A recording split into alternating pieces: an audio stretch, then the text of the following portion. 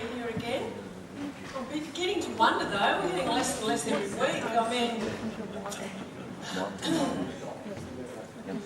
before I start, can I pray for us all, please? When David Bye sits down and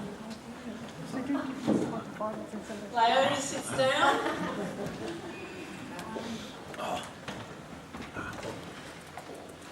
Dear Heavenly Father, we just thank you for your whole word that has been brought down to us. Thank you that you've kept it safe and secure through countless generations. We thank you today that we can read about and speak about what happened so long ago as you cared for and loved and challenged your own people in Israel. We thank you today that we too are the seed of Abraham because we have put our trust in you. Thank you for this wonderful privilege of having your word in our own heart language that we can learn and understand. Amen. Does this little fellow, whoops, not quite there yet.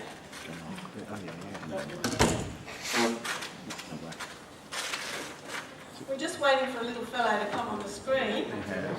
Oh, he's there. Yes, and I'm sure you all know what he's representing. The bitter, green-eyed monster, jealousy. The famous playwright, Shakespeare, is the first one known to have described jealousy in this way. And of course, it has nothing to do with the colour of your own eyes. Now, I purchased a book called Respectable Sins, which I was going to show you, and it's by Jerry Bridges. I thought it might contain good illustrations for my message preparation. Ha ha! The Lord had other reasons for me to read the book, and I needed to see hidden sins in my own life. And these sins include jealousy and its close relation, envy. My first memory of a jealous action, I don't know whether I should be saying this, but my first memory of a jealous action was to cut off my younger sister's eyelashes when she was a toddler, because I just got sick of people admiring them. Fortunately, my mother didn't ever find out, and she was too young to tell. And as I grew older, persistent cries, "What about me?" and "It's not fair," have featured in my life. Not a pretty picture, is it? So what are jealousy and envy? Bridges defines jealousy as an intolerance of rivalry, which includes a spirit of competitiveness and controlling. And he defines envy as the painful and sometimes resentful awareness of an advantage enjoyed by someone else. Now, just a disclaimer here, there are rare occasions where jealousy is essential. For instance, when God says he is a jealous God, he is saying he will not tolerate any challenges to his love and worship. This whimsical poster also puts it well. Jealousy is when you count someone else's blessings instead of your own. So what is the antidote to these deadly sins? We will come back to this later. We saw last week how Saul wouldn't fight with Goliath and the Philistines, even though they were defying the armies of the living God. When David arrived, this young shepherd boy, already anointed as the next king, was horrified at God's name being dragged through the dirt. In God's strength, he defeated Goliath in one blow and enabled the Israelites to win the battle. However, not everyone was happy with David's victory. And I'm sorry, but our dramatised Bible has gone missing. So we have a new dramatist today. After David had finished talking with Saul, Jonathan became one in spirit with David, and he loved him as himself. From that day, Saul kept David with him and did not let him return home to his family.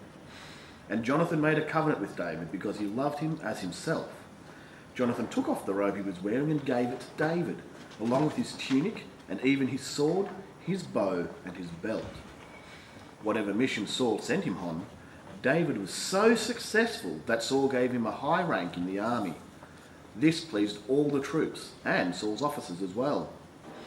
When the men were returning home after David had killed the Philistine, the women came out from all the towns of Israel to meet King Saul with singing and dancing, with joyful songs, and with timbrels and lyres.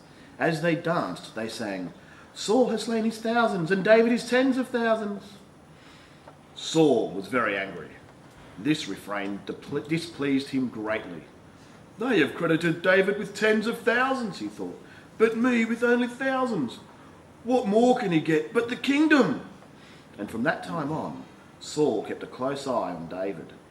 The next day, an evil spirit from God came forcefully on Saul. He was prophesying in his house, while David was playing the lyre, as he usually did. Saul had a spear in his hand, and he hurled it, saying to himself, "I'll pin David to the wall." But David eluded him twice. Saul was afraid of David, because the Lord was with David, but had departed from Saul. So he sent David away from him and gave him command over 1,000 men, and David led the troops in their campaigns. In everything he did, he had great success, because the Lord was with him. When Saul saw how successful he was afraid of him. But all Israel and Judah loved David, because he led them in their campaigns. Saul said to David, "Here is my older daughter Merab. I will give her to you in marriage. Only serve me bravely and fight the battles of the Lord." For Saul said to himself, "I will not raise a hand against him. Let the Philistines do that." But David said to Saul, "Who am I, and what is my family or my clan in Israel, that I should become the king's son-in-law?" So, when the time came for Merab, Saul's daughter, to be given to David, she was given in marriage to Adriel of Maholah. Many years ago, I met a couple who had twin boys.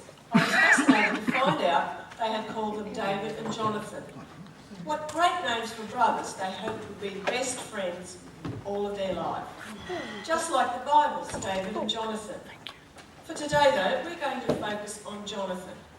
We have previously seen that Jonathan was a brave warrior because in simple faith he trusted God. In turn, Jonathan's soldiers were loyal to him.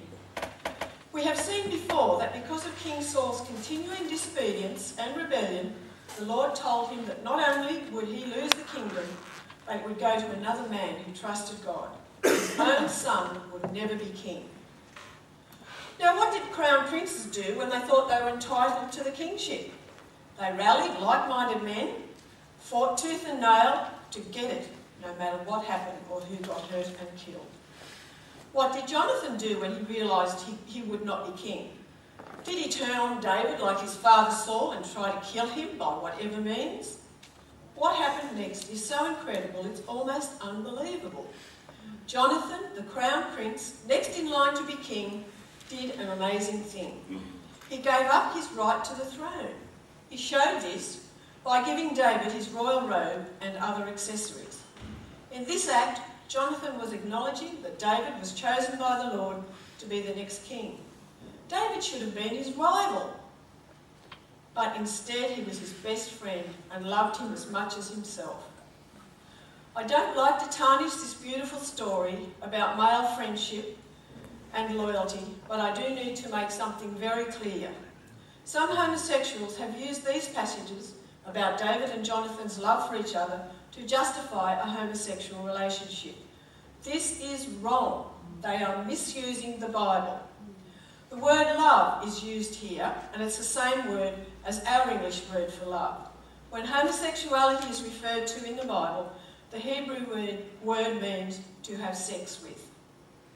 Now, to express his undying loyalty to David, Jonathan made a covenant or agreement with him. This agreement expressed his love, loyalty, and commitment to David. 1 Samuel 20 verse 8 tells us this binding covenant was made before the Lord. It would be a lifeline to David as Saul increased his efforts to kill him. Now, what about Saul, the reigning king? We saw previously that the Lord had sent Samuel to tell Saul, because you said no to God's command, he says no to your kingship. As well as that, none of his descendants would rule Israel. The Lord was sorry he had made Saul king, as he didn't reach his potential. Saul attempted a pretend repentance, but refused to change and continued in his self-centered way. Remember Eli, the previous priest? He and his family came under a similar judgment from God. Young Samuel was the one who told him this. And Eli humbly accepted God's judgment. And he said, "He is the Lord, and he will do what is right." And Eli still had the privilege of training the young Samuel to replace him. Not so with Saul.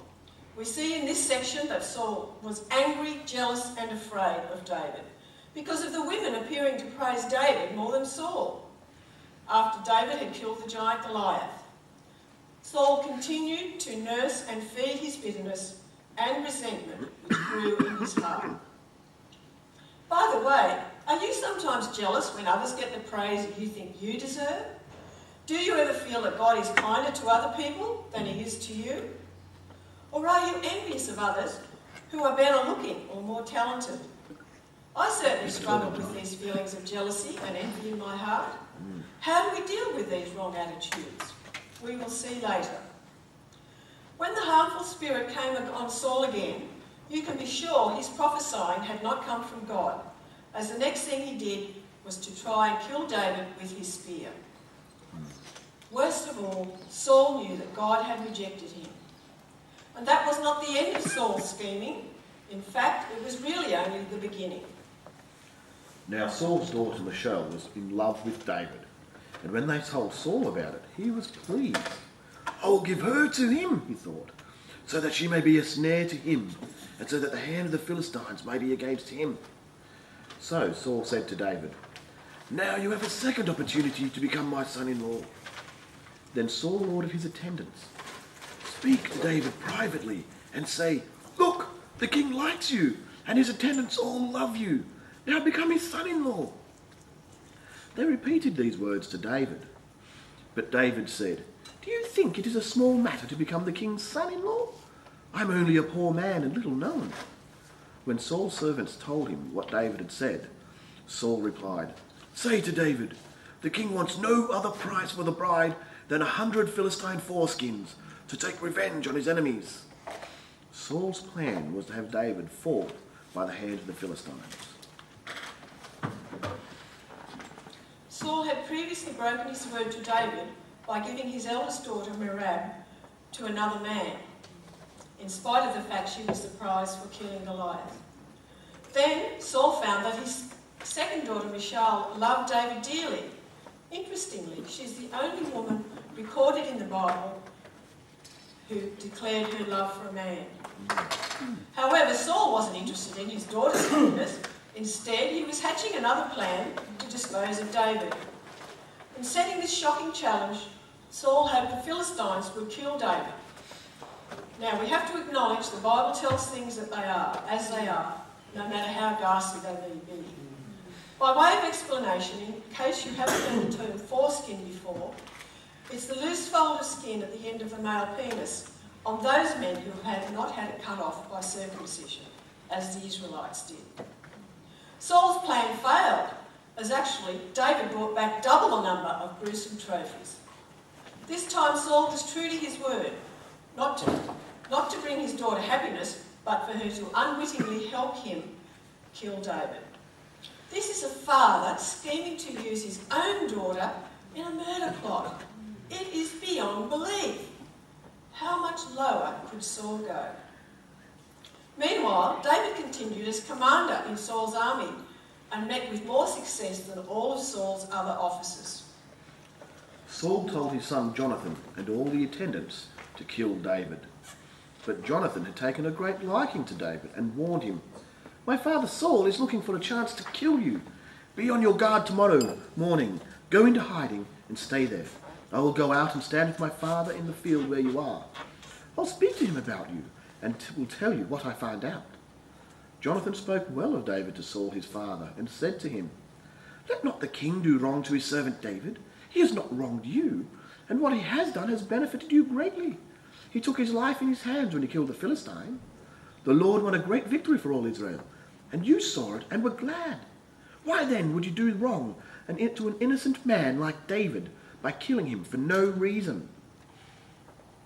Saul listened to Jonathan and took this oath, "As surely as the Lord lives, David will not be put to death." So Jonathan called David and told him the whole conversation. He brought him to Saul, and David was with Saul as before. Once more war broke out. and David went out and fought the Philistines. He struck them with such force that they fled before him. But an evil spirit from the Lord came on Saul as he was sitting in his house with his spear in his hand. While David was playing the lyre, Saul tried to pin him to the wall with his spear, but David eluded him as Saul drove the spear into the wall.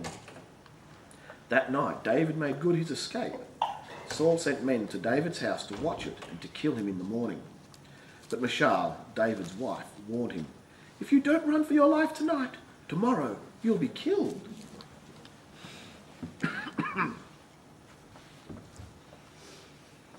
Saul was so determined to get rid of David, he even tried to get his own son to kill him.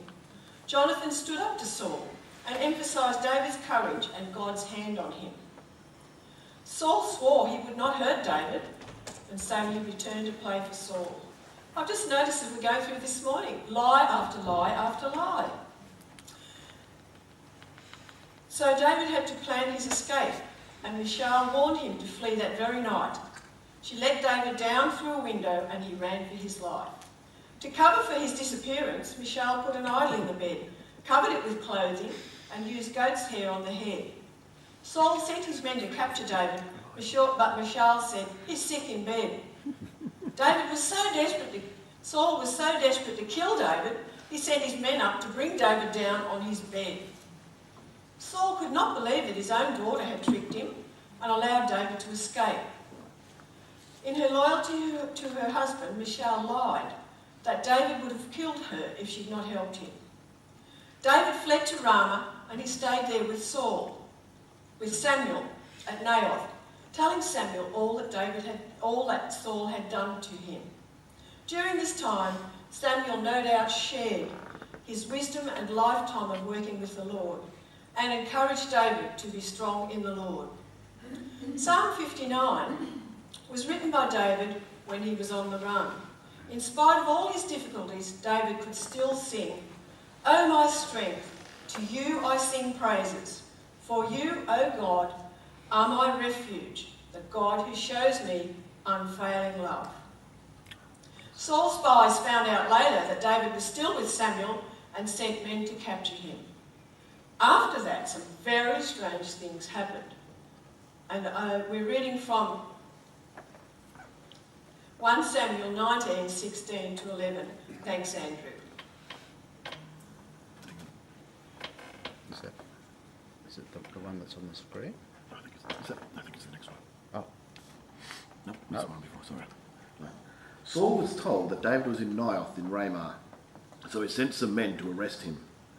They saw the group of prophets dancing and shouting with Samuel as their leader. Then the Spirit of God took control of Saul's men, and they also began to dance and shout. This happened 3 times. Then Saul himself started out to Ramah. When he came to the large well in Seku, he asked where Samuel and David were, and was told that they were at Naioth. As he was going there, the Spirit of God took control of him also, and he danced and shouted all the way to Naioth. He took off his clothes and danced and shouted in Samuel's presence, and lay naked all that day and all that night. This is how the saying originated. Has even Saul become a prophet? This is indeed a very strange event. 3 times Saul sent his men to capture David, and 3 times they were overpowered by God's Spirit. Then Saul himself came and had a similar experience, except that he seemed to go crazy, taking off his clothes and lying on the ground. What should we make of this strange experience? We have already seen Saul's downward spiral, which worsened when God's Spirit left him. It deepened with jealousy of David, which Saul cultivated in his heart. Jealousy led to hatred, which led to an obsession to kill David. Saul continually planned how he would get rid of David. He even tried to use his own children as pawns in his evil game. Have you ever been in a situation like that, when something gnaws away at you?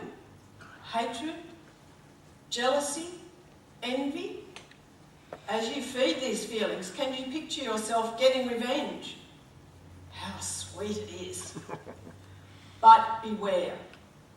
As we watch Saul obsessed by his hatred and jealousy of David in this episode, we see him an almost insane, jealous fool.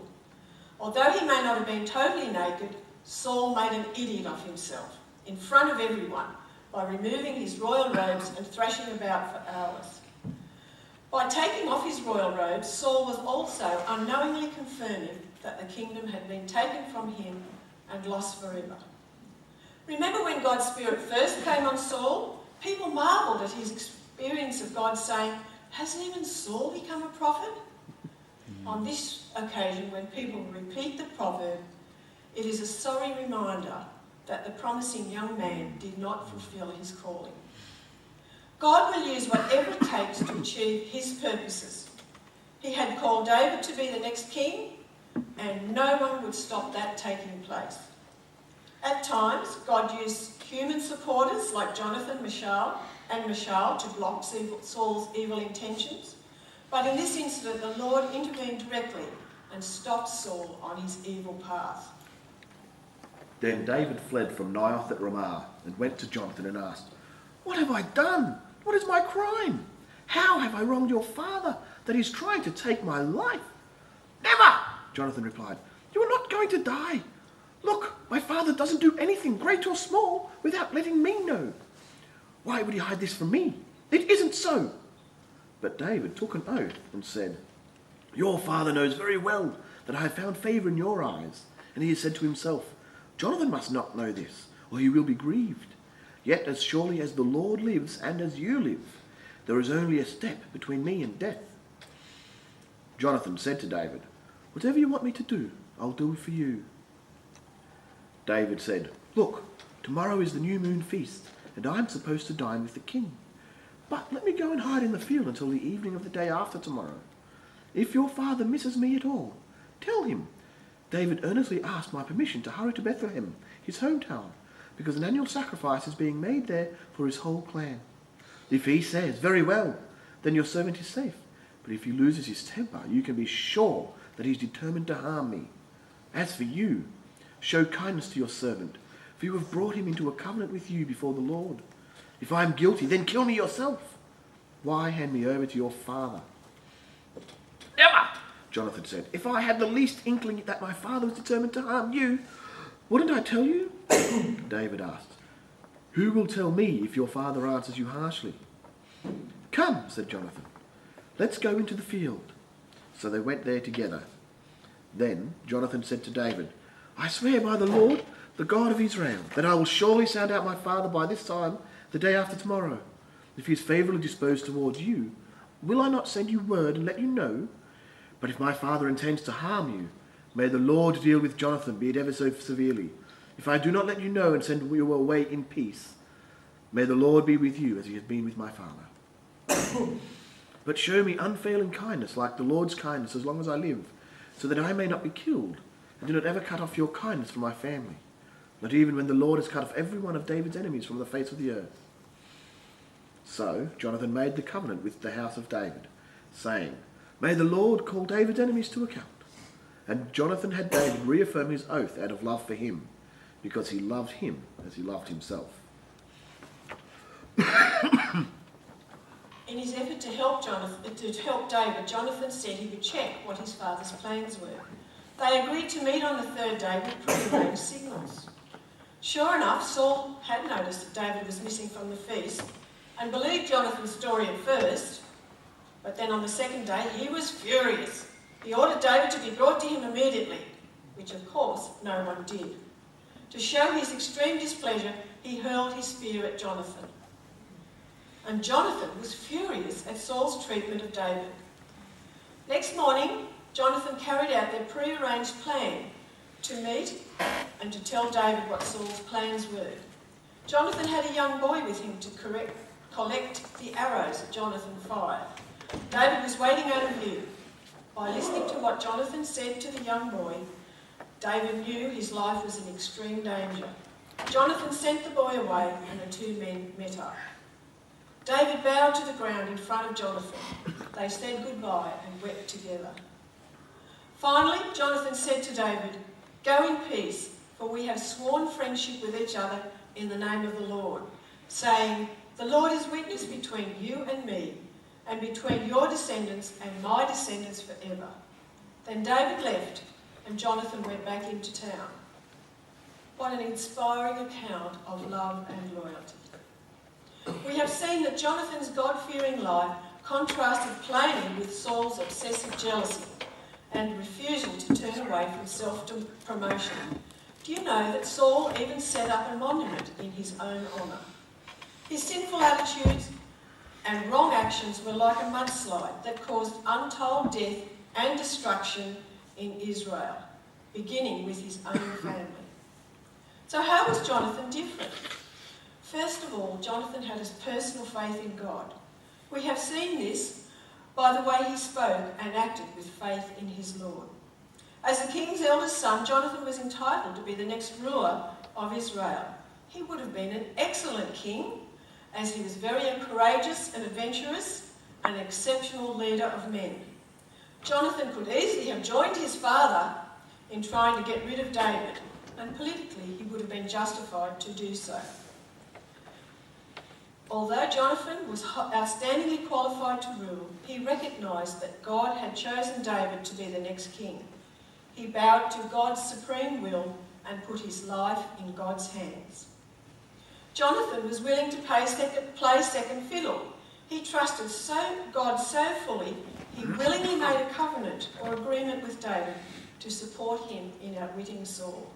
In fact, he put his life on the line for David several times. All the above actions show that Jonathan was a humble and godly man. Today, we hear more about my rights and my entitlements than we hear about humility. Humbleness is not something that just happens. We must strive for it. Humility is one of those abstract terms that are hard to nail down. But let's try and put it in a nutshell, which is quite a big one actually.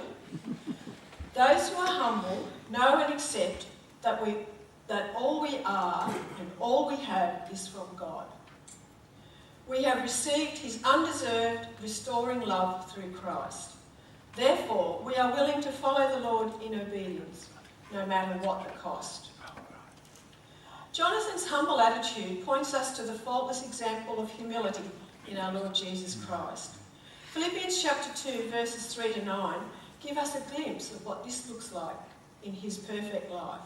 Listen to this. Don't be jealous or proud, but be humble and consider others more important than yourselves. And think the same way that Christ Jesus thought.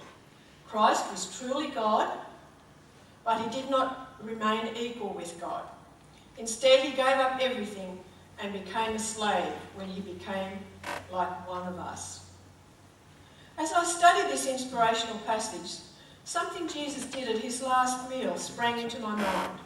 I'm sure you are all familiar with the act of Jesus washing his disciples' feet as recorded in John 13.